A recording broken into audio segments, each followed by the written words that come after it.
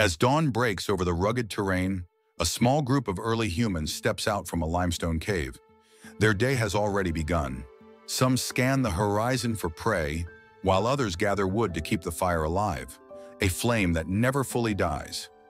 But what exactly occupied the hours of our Paleolithic ancestors? The common image of cavemen as crude, violent beings dragging others by the hair and clubbing mammoths barely scratches the surface of their complex lives.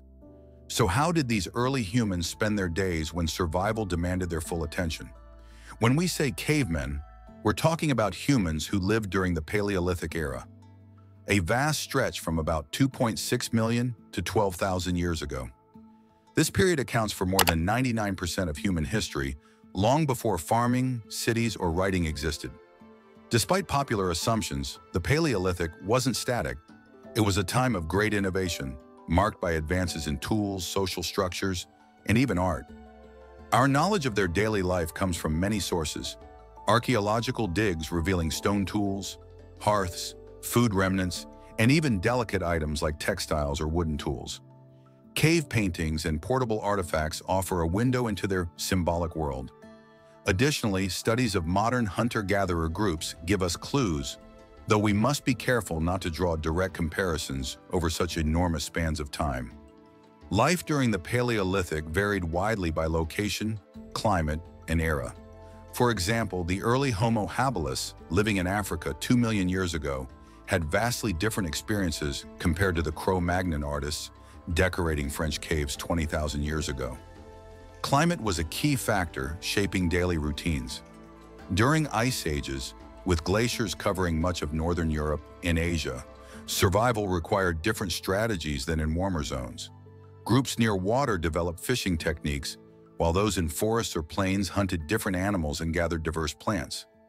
What united all Paleolithic people was their hunter-gatherer lifestyle, obtaining food through a mix of hunting animals and gathering wild plants. Let's explore how their days and seasons unfolded. Their day began with sunrise. Unlike our modern schedules and artificial lighting, they lived by natural rhythms of light and dark, adjusting to seasonal changes. Mornings often started by rekindling the fire from the previous night. Sites like Terra Amata in France, dating back 380,000 years, show hearths carefully maintained for warmth, light, protection, and cooking. Since starting fire from scratch was difficult, embers were kept alive overnight. The morning was devoted to crucial tasks needing daylight. The group would check food supplies, repair tools, and scout for game. Water gathering was a daily chore, usually from nearby streams or springs, carried in containers made from animal bladders, woven baskets, or later, pottery. Rather than rigid timetables, their life mixed immediate actions with long-term planning. Evidence from Gesher Beno Yaakov in Israel, nearly 800,000 years old, reveals detailed knowledge of plant seasons, showing they planned for future food needs. Daily tasks changed with seasons, but hunting and gathering dominated. Adult men typically hunted large game, while women gathered plants and hunted smaller animals, though roles were flexible. At midday, people might prepare food, fix tools, or rest during the heat. As evening approached, hunters and gatherers returned with their catch. Nightfall brought the community together around the fire, sharing stories, planning, and strengthening bonds. Securing food was the main occupation. Hunting big animals required skill and teamwork. Initially, early humans scavenged opportunistically, but by 500,000 years ago at Boxgrove in England, evidence shows organized hunting. A horse shoulder blade bears a spear wound proving direct kills. Early hunters used basic hand axes and wooden spears. By 400,000 years ago in Germany, finely crafted throwing spears appear. Around 30,000 years ago, spear throwers expanded hunting range and power, and by 20,000 years ago, bows and arrows emerged in some areas. Since hunting wasn't always successful, gathering plants was vital and more reliable. Paleolithic diets included tubers, fruits, nuts, seeds, and greens. Dental studies show they consumed numerous plant species, some medicinal. Gathering plants demanded detailed knowledge of growth cycles and habitats, knowledge passed through generations, reflecting a deep ecological understanding. The coaster site in Illinois, about 9,000 years old, shows early fishing technology like nets and bone hooks. Seasons shaped food collection patterns. Spring focused on eggs and fresh greens, summer on berries and young animals, autumn on nuts and winter prep. Winter depended more on stored food and hunting. Though limited, early preservation techniques included drying meat into jerky, underground pits for cooler storage, and natural freezing in cold climates. The Paleolithic diet was diverse and often more nutritious than early farming diets. Bone analysis suggests they had fewer nutritional deficiencies. A key innovation was cooking. Controlled use of fire for cooking dates back at least 400,000 years, possibly earlier. Cooking made foods easier to digest, released more energy, and neutralized toxins in some plants. Tool-making was a continuous craft, essential for survival. Stone tools dulled with use, requiring constant sharpening or replacement. While simple cutting edges could be made quickly, more advanced tools demanded hours of careful work. Stone tools evolved in complexity. The earliest Oldowan tools were crude flakes struck from stones. By 1.76 million years ago, Acheulean hand axes showed careful shaping and symmetry. The Middle Paleolithic introduced the Levallois technique for controlled flake removal. The Upper Paleolithic, from around 50,000 years ago, brought specialized tools like burins for engraving, scrapers for hides, awls for piercing, and projectile points for hunting. These tools reflected deep knowledge of stone properties and purpose. Materials extended beyond stone. Wood was common but rarely preserved. Exceptionally, wooden spears have been found, carefully crafted for balance. Bone, antler, and ivory gained importance, carved into fish hooks, needles, harpoons, and decorative items. Antler was prized for its mix of strength and flexibility. Tools for food processing included grinding stones, pounding implements, and cutting instruments. Experiments show stone tools could butcher even large animals like elephants. Though slowly, containers were crucial. Natural ones included gourds, shells, and bladders. By the Upper Paleolithic, woven baskets and sewn hide bags appeared. Pottery emerged around 20,000 years ago in China. Clothing developed with climate needs. In cold periods, hide preparation was vital. Stone scrapers removed fat and tissue. Bone needles enabled sewing. Where did Paleolithic people live?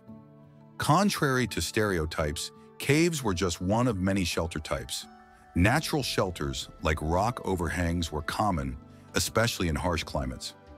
Famous cave sites like Lascaux and Altamira show evidence of extensive use. But caves were rare and often seasonal homes, rather than permanent residences. Archaeology reveals constructed shelters too. At Terra Amata in France, oval huts supported by wooden posts have been found.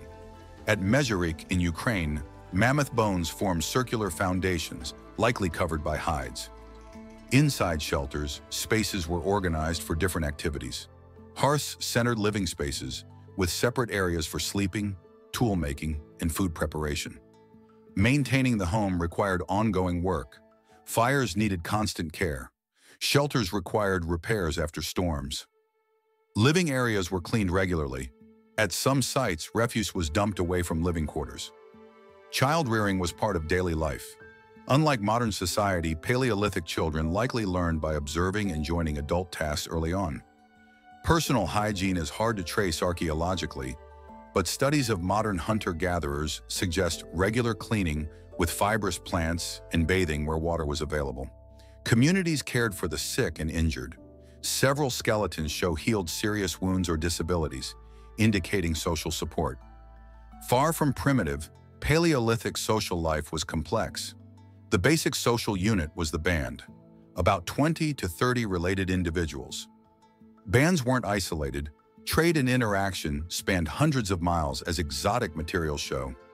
Social bonds were maintained through food sharing and communal activities. Large hearths at sites like Dolny Vistanis could cook enough for big gatherings, suggesting communal feasts. Art played a major social role.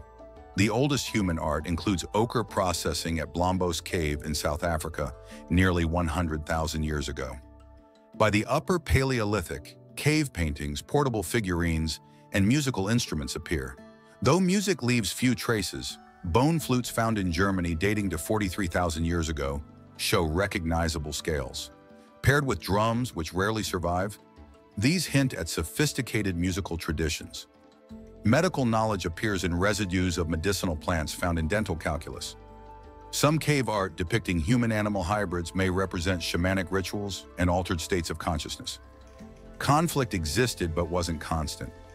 Violence-related injuries appear in some skeletons, but are rare compared to later eras. Abundant resources relative to population likely reduced competition. The Paleolithic lifestyle was the longest-lasting and most successful human adaptation. It enabled survival through massive climate shifts and global migration. What can we learn? First, Paleolithic humans managed their environments actively, hunting selectively, managing plants, and even controlling fire to shape landscapes. In Australia, Aboriginal fire practices 65,000 years ago created diverse, sustainable ecosystems. Second, their knowledge was broad. Each person needed to understand hundreds of species, weather, geology, tools, and social dynamics. This contrasts with today's specialization. Third, their technologies were elegant solutions to challenges. Though simple by modern standards, they were refined over generations. Many modern tool principles began here. Most importantly, the Paleolithic marked the rise of symbolic thought, abstract ideas, and cultural complexity, the essence of humanity. It was not a primitive stage before civilization, but a successful, sustainable way of life for over 99% of our history. So what did cavemen do all day? They balanced urgent needs with future planning. They crafted and cared for tools. They hunted, gathered, and shared food. They built and maintained shelters. They passed on knowledge to children. They created art, music, and symbols. They nurtured social ties. They adapted through creativity and movement. Looking at the past with new eyes, we see not brutish cavemen, but ingenious humans meeting environmental challenges with resilience and imagination. Their innovations laid the groundwork for everything that followed.